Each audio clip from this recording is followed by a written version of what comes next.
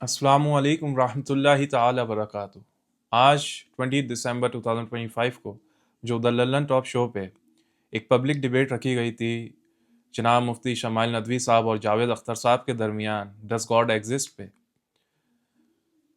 सबसे पहले तो मुबारकबाद की मुस्तहिक हैं द लल्लन टॉप शो के तमाम टीम मेंबरान, ख़ास तौर पर सौरभ द्विवेदी साहब।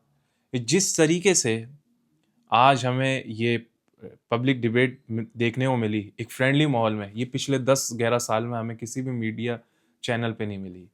और यही खासियत है इंडिपेंडेंट मीडिया पोर्टल्स की कि जिस तरीके से आज हेल्दी और फ्रेंडली डिबेट हमने देखी वो काबिल तारीफ़ है।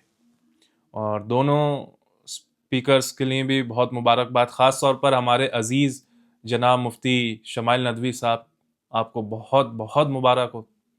अल्लाह ने आपसे बहुत बड़ा काम लिया है। ये डिबेट इल्हाद के ख़िलाफ़ तारीख़ी डिबेट है। आपने इल्हाद की, एथिज़म की कमर तोड़ी है। अल्लाह से दुआ है अल्लाह आपके ईमान में और आपके इल्म में मज़ीद इजाफ़ा फ़रमाए और आपको दुनिया और आखिरत में अजर अज़ीम अता फ़रमाए। आज जो हमने एक डिबेट में एक चीज़ देखी वो ये देखी कि शमाइल नदवी साहब ने एक सवाल खड़ा किया जिसका जवाब जावेद अख्तर साहब पूरे 2 घंटे में नहीं दे सके। वो कभी इधर भागते रहा है, कभी वो इमोशनल डॉक्ट्रिन से सहारा लिया उन्होंने, कभी जज्बाती पहलू से सहारा लिया, जबकि हमें पता है इल्मी मैदान में जज्बात की कोई कदर नहीं होती, कोई हैसियत नहीं होती। आपके पास पॉइंट्स हैं, आपके पास लॉजिक्स हैं, तो ही आप डिबेट जीत सकते हैं। जब शमाइल नदवी साहब ने ये बात की कि यूनिवर्स कंटेंजेंट है, कि आप इस चीज़ को मानते हैं? कंटेंजेंट मतलब ये कि यूनिवर्स में हर चीज़ कंटेंजेंट है, कि हर चीज़ के पीछे एक कॉज है, एक वजह है, उसके पीछे एक वजह है, उसके पीछे एक वजह है और उसके पीछे एक वजह है, और ये एक इन्फिनाइट रिग्रेस है। यानी कि ये कभी ना खत्म होने वाली कहानी है। इन्फिनाइट रिग्रेस ऑफ कॉजेस कहा जाता है इसे, कि हर यूनिवर्स में हर चीज के पीछे एक कॉज है और उस कॉज के पीछे भी एक कॉज है और उस कॉज के पीछे भी एक कॉज है। तो ये इन्फिनाइट रिग्रेस ऑफ कॉजेस, क्या ये फेलेसी है? यासिर नदीम वाजिद साहब ने भी इस क्वेश्चन आंसर के सेशन में ये पूछा है कि आप इस कंसेप्ट को में फेलेसी पाते हैं, या तो आप इसे पॉसिबल मानते हैं या नेसेसिटी बीइंग को पॉसिबल मानते हैं, कि आखिर में सबसे ऊपर एक सुपर नेचुरल फोर्स है, एक सुपर नेचुरल बीइंग है, एक नेसेसिटी बीइंग है जिसे होना जरूरी है, वरना ये इन्फिनाइट रिग्रेस चलता ही रहेगा। इसके पीछे कोई वजह, उसके पीछे कोई वजह, उसके पीछे कोई वजह, और ये कभी ना खत्म होने वाली कहानी है। तो जब ये जावेद अख्तर साहब से यासिर नदीम वाजिद साहब ने भी पूछा कि आप इन्फिनाइट रिग्रेस ऑफ कॉजेस में फेलेसी पाते हैं, तो उन्होंने कहा नहीं, मुझे इसमें कोई फेलेसी नहीं दिखती है, ये ठीक है, ये लॉजिकल है। तो उन्होंने कहा रीजन, रीजन कोई भी नहीं, बस मैं मानता हूँ। तो मेरा आज मैं यही सोच रहा था कि जावेद अख्तर साहब और उनके जैसे लोग जो मजहबी तबके को टारगेट करते थे कि ये अंधी तकलीद करते हैं, बस ये मानते हैं, इनके पास कोई लॉजिक नहीं है, इनके पास कोई रीजनिंग नहीं है, वही आज जावेद अख्तर साहब ने स्टेज पे किया। उनसे जब जवाब नहीं बना तो उन्होंने अब आखिर यही कहा कि मैं इस चीज को बस मानता हूं, इस पर कोई रीजन नहीं है, इसका पीछे कोई लॉजिक नहीं है। वाह, यही वो डिबेट होगी इंशाल्लाह जो इलाद के खिलाफ तारीखी डिबेट कहलाएगी। विद दैट बीइंग सेड, एक बदलाव की बहुत ज़रूरत है। There is a dire need of rewiring, retooling, deconstructing and reconstructing of the thought process.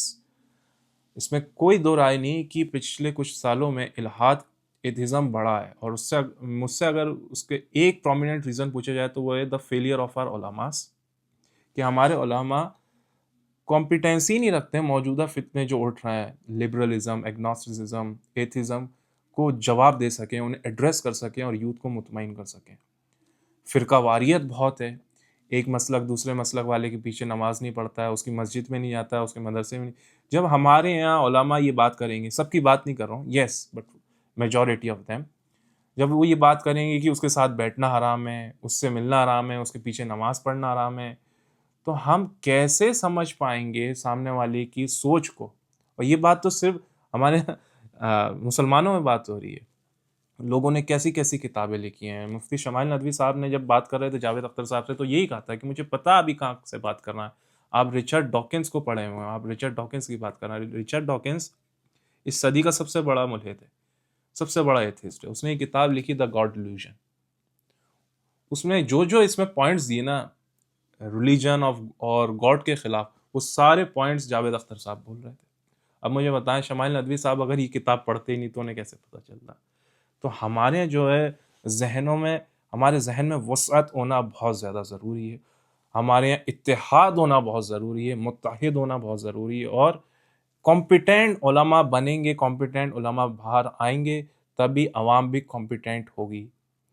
और एक और जो चीज़ पिछले कुछ टाइम से मीडिया के ज़रिए और मुल्क में माहौल बनाया गया था, एक सोच बनाई जा रही थी कि मुसलमान तो सिर्फ पंक्चर बनाता है।